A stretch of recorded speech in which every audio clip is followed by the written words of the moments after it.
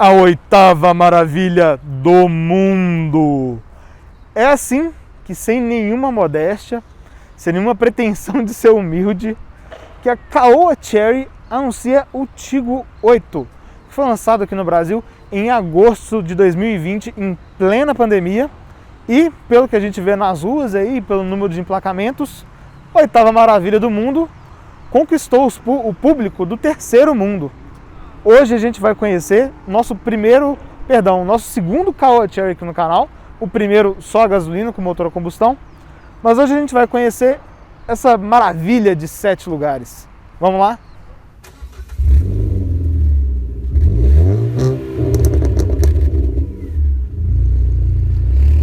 Antes da gente falar do Tiggo 8 em si, é muito importante a gente dar um contexto, né, da história da Caoa no Brasil e da Chery no Brasil.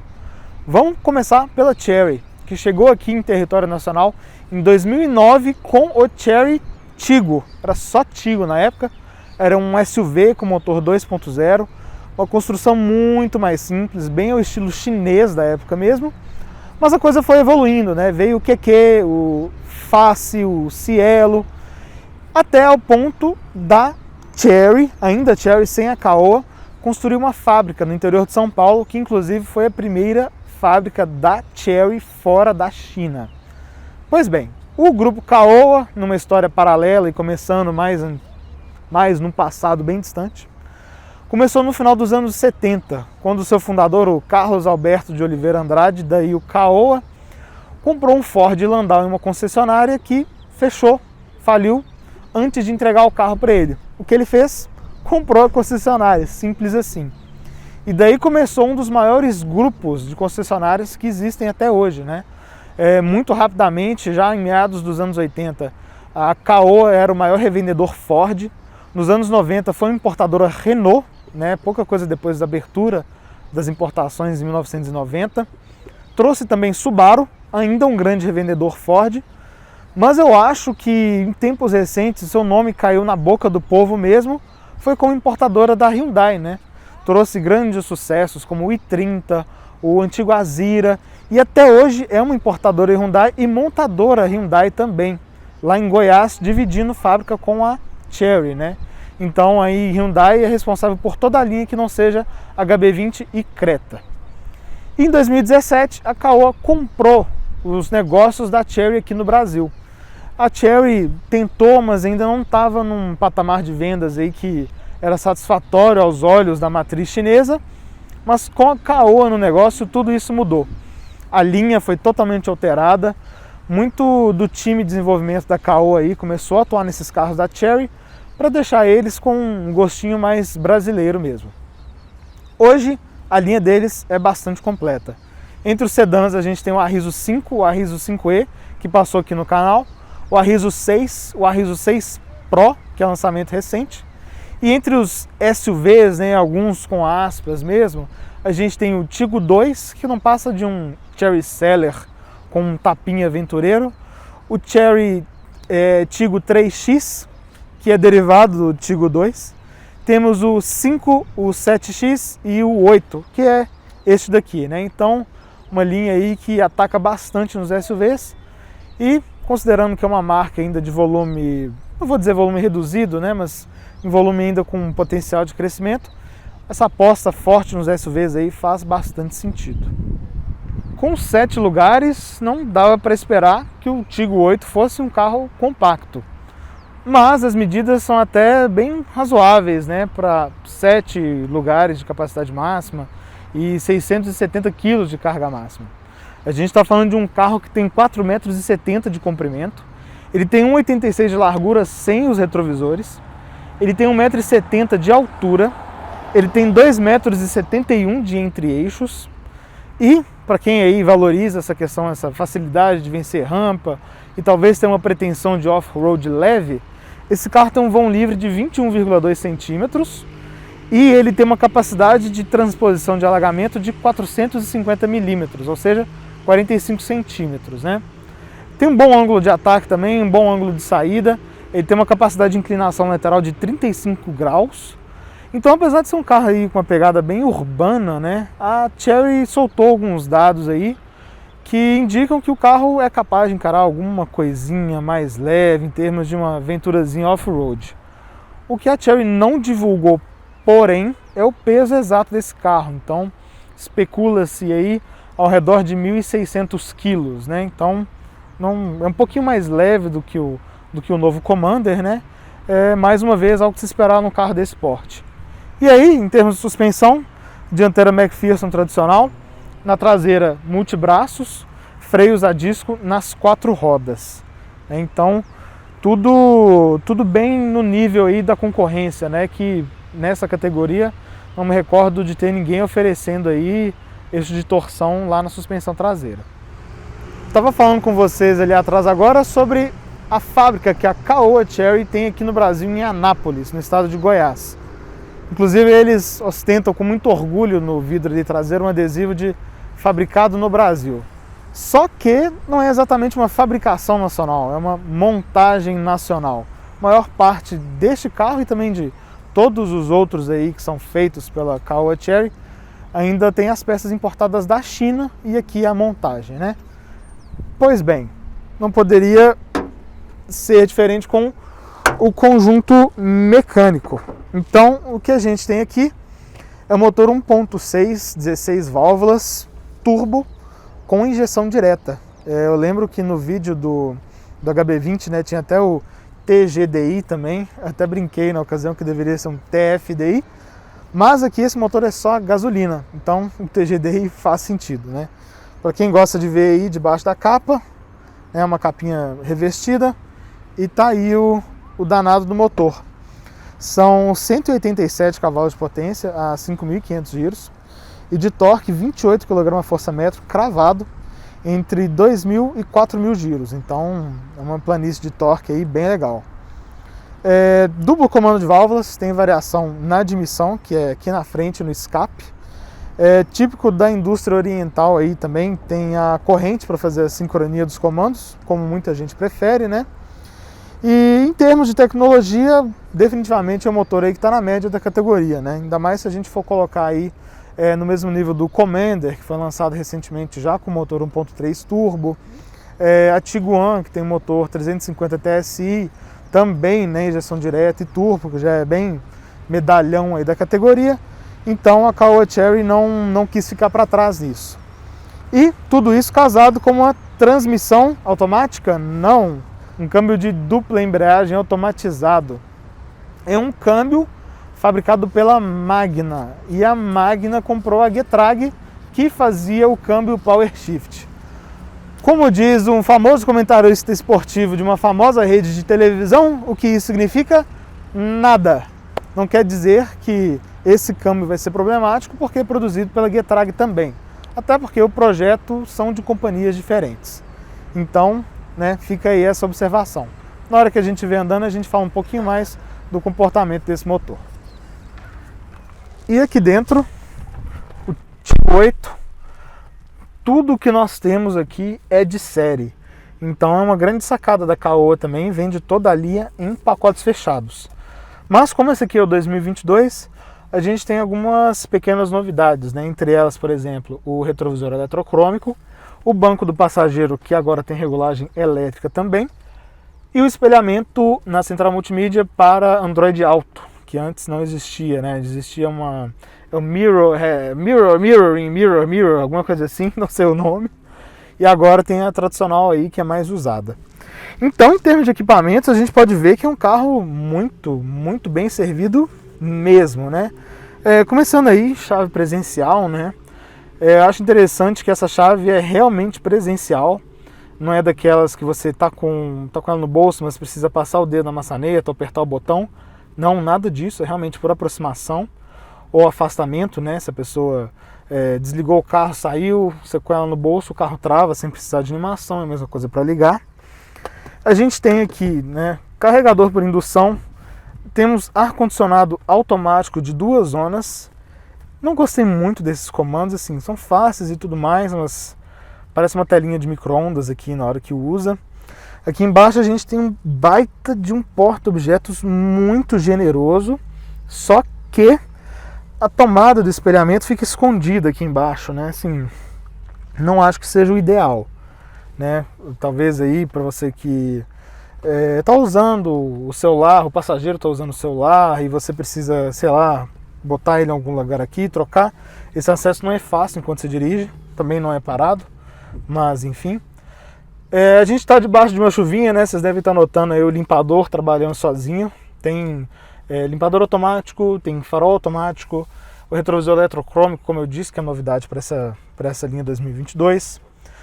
Volante multifuncional com piloto automático e limitador de velocidade que você comanda aqui. Painel é digital, mas ele não é configurável.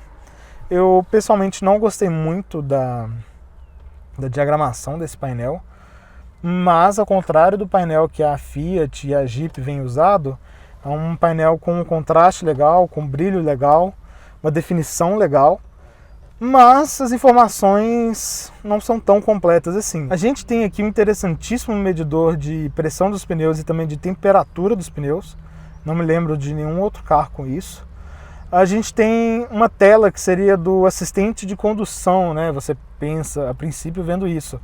Só que o carro, na verdade, ele não tem assistente de permanência em faixa, ele não tem aviso de frenagem de emergência, ele não tem frenagem autônoma, ele não tem piloto automático adaptativo, ele não tem farol alto automático.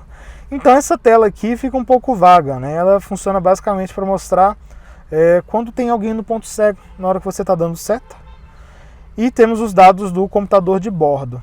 É uma medição só, precisa ser zerada individualmente, então a quilometragem e o consumo. E só é possível zerar ela com o carro parado, o que é muito estranho. Não me lembro de ter visto nenhum outro carro que fosse desse jeito. Aqui na segunda tela, né, da central multimídia, um sistema bem... como é que eu vou definir ele? Bem chinês, né? Toda uma interface, lembra bem de GPS antigo, dos celulares alternativos, mas enfim, tem tudo aqui que as pessoas buscam hoje em dia, né? Então tem um espelhamento, como eu disse agora, por Android Auto e também Apple CarPlay, só que ainda espelhamento com fio, né? Ressaltando. Então é um contrassenso aí na categoria. E o que é muito interessante, você consegue configurar as luzes, né, do carro. Então essa luz ambiente aqui você tem diversas opções, tá vendo? São 2, 4, 6, 7. A gente vai botar aí rodando no vídeo uma cena, né, com um pouco mais de escuridão para vocês conseguirem identificar bem a diferença entre elas. E você pode optar também por deixar elas variando de acordo com a música que está tocando ou com o seu estilo de direção. Esse da música tocando é meio esquizofrênico, não recomendo. Mas, né, para quem gosta aí de coisinhas diferentes, tá aí. Uma coisa muito interessante também, vou mostrar para vocês, é mais legal quando a gente está dirigindo, mas de qualquer modo, tem câmera 3D e 2D. Você pode acionar por um botão aqui e você pode ir escolhendo aqui, tá vendo a 2D, você vê de cima, aqui é a frente do carro. 3D aqui você pode, tá vendo? Isso aqui no trânsito também você consegue ver bem, em manobras. Funciona só até 30 km por hora, infelizmente, mas não deixa de ser interessante. Visão dianteira e a visão traseira, bem interessante. A manopla de câmbio aí bem ao estilo BMW e Audi. Então é bem uma manoplazinha mesmo, né, com um toque que você vai alternando entre ré, neutro e drive. E para o lado aqui você chega no modo manual, né, com a troca descendente para baixo e ascendente para cima, como muita gente prefere. E apertando o botão aqui no topo é o parque, com o freio de mão eletromecânico e também o Auto Hold, que muita gente gosta. Mas vamos lá, né? Em termos de equipamento, a gente falou muito aí. O carro realmente tem muita coisa. Mas em ergonomia, boa também, né? O banco tem regulagem elétrica já para o motorista desde a linha 2021. É um banco mais alto, obviamente, mas consegui me encontrar bem aqui. Tem um bom apoio lateral, um apoio legal para a coxa. Ele tem, o volante tem regulagem de altura e de distância, no campo aí, campo bom, né? Campo legal. As colunas são um pouco largas, mas não tanto para o porte do carro. Uma boa visibilidade de modo geral, né? Os retrovisores aqui, falando até um pouquinho mais de acessórios. Ele tem sensor de ponto cego dos dois lados, né? Como eu disse, tem até o repetidor aqui no painel central. E o que muita gente com certeza está querendo saber, em termos de acabamento, como que fica? Este carro definitivamente é o paraíso para os apertadores de painel. Realmente é incrível e é bonito. Não vou dizer que a seleção de materiais e de cores é bonita, né? Melhor dizendo. Não vou dizer que não é. Então aqui, olha, é um couro, né? Mais uma borracha, um vinil aí, bem macio ao toque. Olha só isso aqui. Nossa, até botar em câmera lenta. Os apertadores de painel vão entrar em êxtase. Olha isso. O que é isso, rapaz? E é tudo muito bem montado. Devo dizer que é tudo muito bem montado. O volante num couro bem liso, bem gostoso. Curiosamente, eu vejo um certo site de avaliações aí sempre reclamando de couro liso no volante. E o couro liso ele é mais sofisticado que o couro áspero, né? Enfim, vai entender. Um toque bem legal. Nas portas também aqui é plástico, claro, né? Tem que ter plástico em algum lugar. Mas olha só, uma costura aqui de muito bom gosto, toda uma seleção muito legal. Aqui também é forrado com couro, né? Com a borracha, vamos dizer assim, então suave de se tocar. Olhando para esse interior, eu vejo muita coisa aqui, uma referência a Mercedes, eu diria, sabe? Então, esse acabamento aqui nas portas lembra muito os carros da Mercedes. Os comandos dos vidros lembram bastante os carros da Mercedes. O puxador também. Até essas luzes internas lembram bastante os carros da Mercedes. Me lembro que há algum tempo o Lucas avaliou aí a C180. Teve gente falando que eram cristais Swarovski, que a gente não é capaz de entender o bom gosto da escolha. Mas, verdade seja dita, eu acho um pouco barango, sim. Acho razoavelmente barango. Mas dito isso, vamos dar uma olhada quem vai na segunda e na terceira classe agora. Aqui atrás, meus senhores. Uau, o espaço. Nossa, muito bom. Não repare a barriga não, a gente tem que arrumar para ficar bonito, né? Mas olha só, esse banco está regulado para mim. Eu tenho 1,77 m de altura.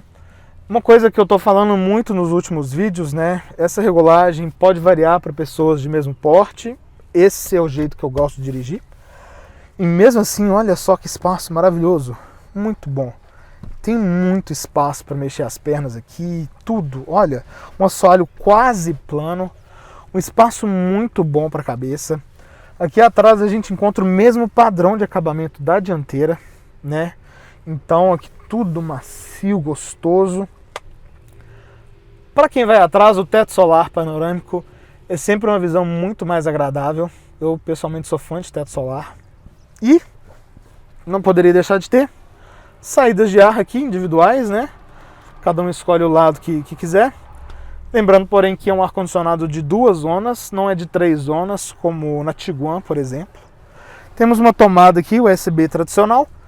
Um pequeno porta-objetos aqui, né? Você pode colocar o seu celular carregando, pendura ele assim, né? Tá aí um nichozinho, se for o caso. Apoio de braço, com 2 porta-copos. E também este banco, ele é corrediço. É uma solução que a gente já viu na Spin, entre os carros de 7 lugares. O Fox também teve no passado, né? Só de linha recentemente não tem mais. Então você consegue dividir espaço aqui entre segunda fileira de banco e terceira fileira de banco também. Então fica essa opção de você montar de acordo com a sua demanda. Acho que, né, na maioria dos casos não tem motivo para andar reduzido assim. E o que é muito interessante aqui também, este banco tem regulagem da inclinação. Então olha só, você pode viajar bem relaxado aqui. Vamos supor que você está pegando uma estrada longa, quer relaxar, deita, encosta os olhos. Ou se você for daqueles que prefere ir um pouco mais em pé, mais encaixadinho, você pode também. Enfim, tem para todo o gosto aqui. E para chegar lá na terceira fileira, que é para onde a gente vai agora, você pode acessar por aqui, né? Mas é óbvio que esse é um banco mais pesado, então é um pouco mais difícil de lidar com ele. Mas aqui tem até uma alavancazinha, tá vendo? Você pode puxar e o banco ele deita e corre para facilitar o acesso. É inclusive uma solução que me lembra os antigos Fiat de 2 portas. Quem andou muito aí de Uno dos anos 80 e 90 vai lembrar, né, que na hora que você corria o banco, né, deitava o banco para acessar a parte traseira, ele dava uma tombadinha para a dianteira assim para facilitar o acesso. Então tá aí, é para onde a gente vai agora. Para acessar aqui atrás, por mais que o banco ajude, nunca vai ser muito fácil, né? Então vamos lá. Opa! Olha, vou dizer uma coisa para vocês. Num passado já um pouco distante, a gente gravou com a Tiguan. Infelizmente o vídeo teve problema técnico, não foi ao ar. Mas eu me sinto confiante o bastante para dizer que o espaço é bem parecido com o da Tiguan, sim. Só que esse banco ele é mais desconfortável e o espaço para a cabeça é pior, né? Melhor dizendo, olha só. Eu bato aqui. É óbvio que esse é um banco destinado mais a crianças, né? Então os baixinhos aí com certeza vão adorar andar aqui atrás, né? Aquela sensação diferente de ver tudo de longe, né? Então definitivamente é um banco infantil. Levar adulto aqui de maneira nenhuma. Mas vale lembrar que isso é com o banco totalmente puxado para trás. É óbvio que, como eu disse, tem essa opção de correr o banco. Não dá para fazer milagre, melhora um pouco, né? Pedir uma ajuda pro Lucas aí, ele vai correr o banco, a gente vai cortar no vídeo aí para vocês verem como é que fica. Mas ainda assim, um espaço recomendável só para crianças mesmo. E aqui, pequeno porta-copos, um pequeno porta-objetos, para quem for aqui não se sentir tão esquecido assim do mundo. Como vocês podem ver aí, né, agora com o banco um pouco corrido, o espaço melhora, mas olha só, realmente é muito, muito desconfortável. Como é que o joelho fica, né, levantado, fazendo pressão na barriga, empurrando. Então, né, ajuda um pouco, mas como eu disse, não dá para fazer milagre ainda. Com 7 lugares, não tem muito o que fazer em termos de espaço. Mas, vamos lá, vamos dar uma olhada no porta-malas do Tigo. E uma coisa muito interessante, a abertura dele é elétrica, abertura e fechamento. Então olha só, apertei um botão. Digno da 8ª maravilha do mundo. Mas vamos lá, né, então. O que a gente tem aqui com 7 lugares? 193 litros de porta-mala. Pois é, só isso. Não cabe muita coisa, né? Então, sei lá, às vezes você vai fazer uma viagem para um sítio e vai levar pouca coisa, né? Só roupa, vai deixar o churrasco para outra pessoa levar. Dá para colocar aqui. Com 5 lugares, aí a coisa já começa a mudar um pouco de figura. Esse banco, ele é rebatível, né? Os dois, obviamente. E aí fica com um assoalho totalmente plano. Então, com esses 2 bancos deitados, a gente chega nos 889 litros de porta-mala, o que já é muito bom, um número realmente muito bom. E se você deitar a segunda fileira de bancos, a gente chega nos 1.930 litros de porta-mala. Muito bom também. Carro bem prático se você precisar, vamos supor, fazer alguma mudança pequena, transportar algum móvel que você comprar. Então tem esse aspecto aí de atender a família e de atender em pequenos carretos, vamos dizer assim, né, que não forem danificar o interior dele. E, né, obviamente, com esses bancos aqui não tem nenhuma cobertura do porta-malas aqui por dentro, né? Mas quem vai aqui atrás também tem os cintos de 3 pontos e tudo mais, como a gente estava falando ali agora há pouco.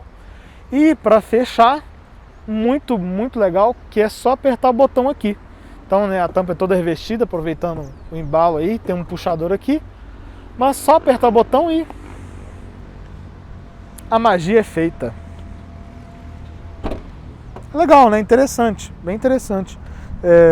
Um carro aí que é bem completo em equipamentos. Esse detalhe, mesmo assim, acho que era razoavelmente inesperado.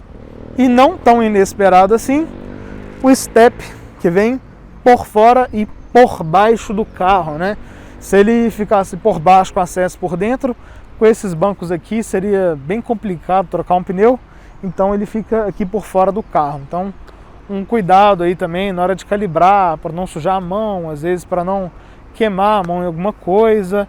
E também um ponto de atenção, né? Um step por fora ele é mais sujeito a furto, mais sujeito a vandalismo, então é um ponto de preocupação a mais também.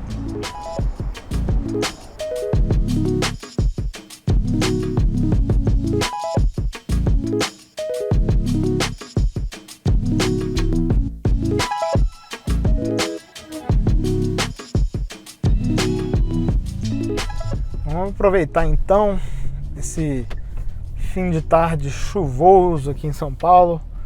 Vou dar uma voltinha no Tiggo 8. Pois bem, acho que a expectativa de todo mundo, né, quando se fala de um carro grande como esse, por mais que ele esteja equipado com motor turbo, é de um carro com desempenho no máximo adequado. Afinal de contas, com peso não dá para fazer milagre. Porém, aqui eu fiquei genuinamente surpreso com o desempenho desse carro. Lembrando que são 187 cavalos na gasolina, que é o único combustível que esse carro aceita, e 28 kgfm de torque já a 2.000 giros. Então, um motor muito forte, que puxa muito bem esse carro. E o mérito do bom desempenho não é só disso, é também da transmissão de dupla embreagem que a gente tem aqui.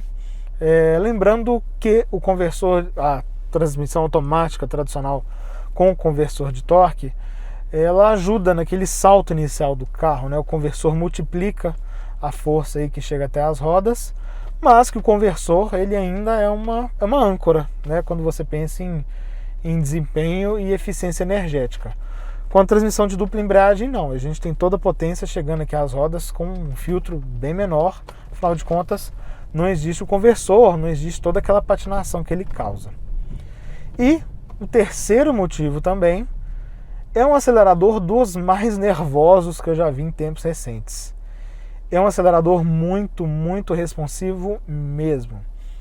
Eu sei que tem gente que gosta, né, desse aspecto de muita abertura de borboleta com pouco comando de pedal. Dá para dirigir bem na maciota com esse carro sim, quando você está triscando o pé, mas naquele momento ali que você está com carga parcial, vamos dizer aí de 30%, 50%, o carro ele deslancha com uma facilidade que chega a assustar. E isso para as ruas urbanas, assim, às vezes com trânsito pesado, não é tão legal assim, né? Então, em muitos momentos dá aquela sensação de que o motor do carro até sobra, né? Porque ele pode levar. Isso, obviamente, lembrando que a gente está falando aqui do carro vazio, né? Ele pode levar até 670 kg de carga, então é bom ter esse motorzão aí para sobrar, né? Mas essa braveza do acelerador, ela é dispensável. E tem um outro efeito colateral também, que nesse caso é o consumo. Com o acelerador assim, você está sempre andando mais do que você está pedindo, né? A não ser que você esteja muito atento aí, pisando muito, muito de leve mesmo. E o carro, consequentemente, acaba gastando mais. De qualquer modo, não dá para dizer que o consumo desse carro é ruim. Nem de longe. A gente pegou o carro, já está rodando com ele aí há alguns quilômetros, sempre aqui em São Paulo. A gente não pegou estrada com ele, infelizmente não foi possível. Mas aqui dentro de São Paulo, capital, com chuva, com trânsito, andando em vias expressas, andando em rua de bairro, às vezes com o ar-condicionado ligado, às vezes com o ar-condicionado desligado, o carro está sempre girando aí na faixa dos 10, 11, 12 km por litro, sendo que em vias expressas ele chega a dar 14,5 km por litro. O que é muito bom para um carro que tem pneus 235, pneus larguíssimos, um carro pesado aí, que tem no mínimo 1.600 quilos. E tudo isso levanta uma questão que já é muito falada já há muitos anos, da eficiência dos motores flex, né? Aqui é um motor só a gasolina, lembrando mais uma vez, e eu tenho certeza de que se esse carro fosse flex, por mais que a gente pudesse ganhar um pouco em desempenho, talvez em algumas faixas de giro aí, um carro um pouco mais elástico, não sei, ele não teria um consumo tão bom assim na gasolina. Eu definitivamente acho que não. Isso tudo porque o motor que é projetado para rodar com combustível só, ele é otimizado para aquele combustível, né? Então é taxa de compressão, é mapa de injeção, então fica muito mais fácil você tirar melhores números de consumo de um motor que roda com combustível só. Mas para muita gente, né, apesar do álcool não estar valendo muito a pena aí, para muita gente ainda é muito importante ter o carro flex. Então fica essa ressalva aí se você estiver interessado num Tiggo 8. Lembrando que os outros motores da linha, né, no caso 1.5 turbo e 1.0 turbo, eles conseguem rodar também com álcool, são motores bicombustíveis. E no resto, nas outras coisas, como é que o carro vai? Uma suspensão muito, muito gostosa mesmo, ela é mais pro firme, mas não é uma suspensão dura. O carro consegue absorver bem a maior parte das irregularidades, por mais que não seja aquele carro que te desligue completamente do mundo externo. Não é o caso aqui, né? Como o Compass passou pelo canal recentemente, a gente teve uma rodagem bem razoável com ele, eu digo que a suspensão desse carro aqui está até bem parecida com a do Compass, sim. Né? Lembrando que o Compass que a gente avaliou, o Limited, tem as rodas de ar um pouco maior e pneu mais baixo, então realmente o carro fica com rodar um pouco mais firme. Em termos de freio, bem, eu não gostei muito desse freio não. Por quê? Sinto que falta assistência aqui, né? A sensação que deixa é de que o servofreio dele é muito pequeno. Então é aquele freio duro que você precisa fazer força mesmo para o carro parar. E às vezes você está dirigindo relaxadamente, você aplica uma pressão aqui que é mais do que suficiente para carros mesmo pesados, né? Igual passaram pelo canal recentemente. E aí você se pega no susto, tendo que pisar bem mais forte do que você imaginava. Então acho que é uma questão aí que a Caoa poderia rever. E isso com carro vazio, né? Com carga máxima, eu acho que é uma sensação especialmente desconcertante. Acho que é realmente um baita ponto de atenção. Uma direção elétrica bastante leve também. É óbvio que com um pneu largo assim, né? Não é aquela que você mexe com um dedo só com tanta facilidade, mas ainda é possível, né? Então atende bem aí ao público. Tem 2 modos de condução, você pode alterar aqui por botão, né? O Eco e o Sport, que atua aí no acelerador e na transmissão. E falando de transmissão, o tal do câmbio de dupla embreagem, né? Qual é a dele? Bem, aqui a gente não tem um câmbio tão veloz quanto um DSG. É importante deixar isso claro. Mas não é um câmbio lento. Óbvio que é bem perceptível que toda a calibragem dele foi feita pensando em conforto, em suavidade no rodar. Não é um carro que tem pretensão esportiva, então isso faz total sentido, né? Que fique claro que não é uma crítica, é uma observação de um fato isso. E atende bem.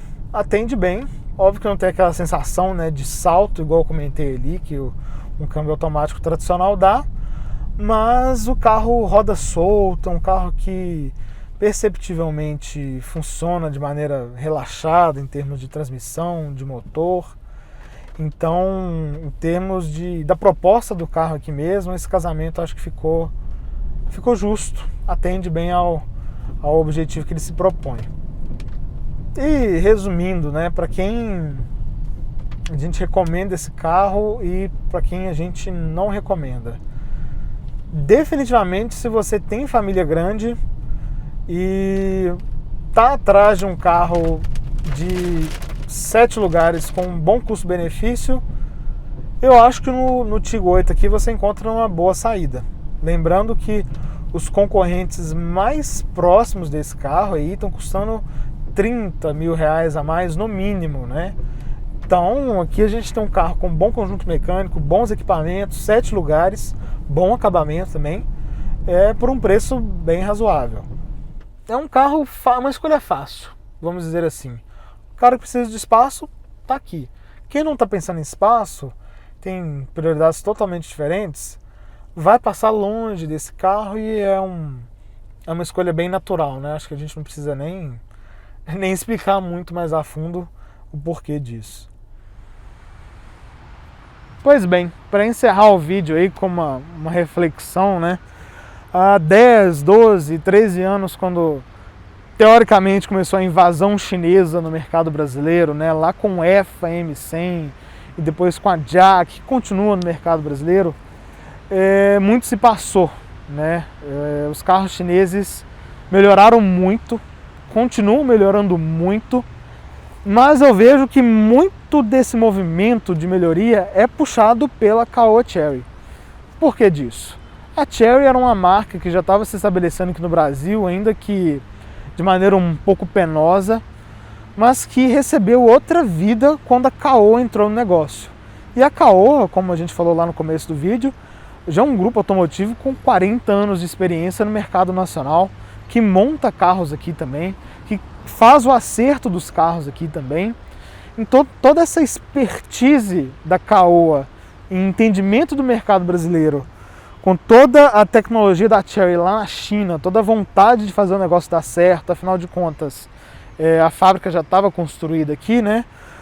Explicam o sucesso da marca em território brasileiro. Então o Tiggo 8 faz parte desse sucesso, foi um carro que foi lançado durante a pandemia. A gente sabe que na pandemia os carros mais baratos sofreram muito, né? Esse mercado de entrada sofre muito ainda, mas que os veículos mais caros não, né? Quem continua com dinheiro, continua com dinheiro. E esse carro também está sendo um grande sucesso, ele faz parte dessa construção de sucesso da Caoa Chery. Então é muito justificado as boas vendas dele, o conjunto aqui é muito bom, uma questão de realmente impressionar o crescimento, a evolução dos carros chineses nesses últimos tempos. Então a gente tem um carro aqui com um ótimo padrão de acabamento, um bom acerto dinâmico, um ótimo motor. Então é um competidor sim, praticamente do nível dos seus pares, né? O que ele fica abaixo, fora essas questões aí dos pontos que eu comentei, mas ainda assim com um ótimo custo-benefício, uma etiqueta totalmente justificável e um carrinho bem interessante mesmo. Um carrinho não, um carrão bem interessante mesmo. E com isso, encerrando o vídeo de hoje, a gente se vê no próximo final de semana, aqui no Drive On, faça chuva ou faça sol, no sábado ao meio-dia. Até lá, pessoal!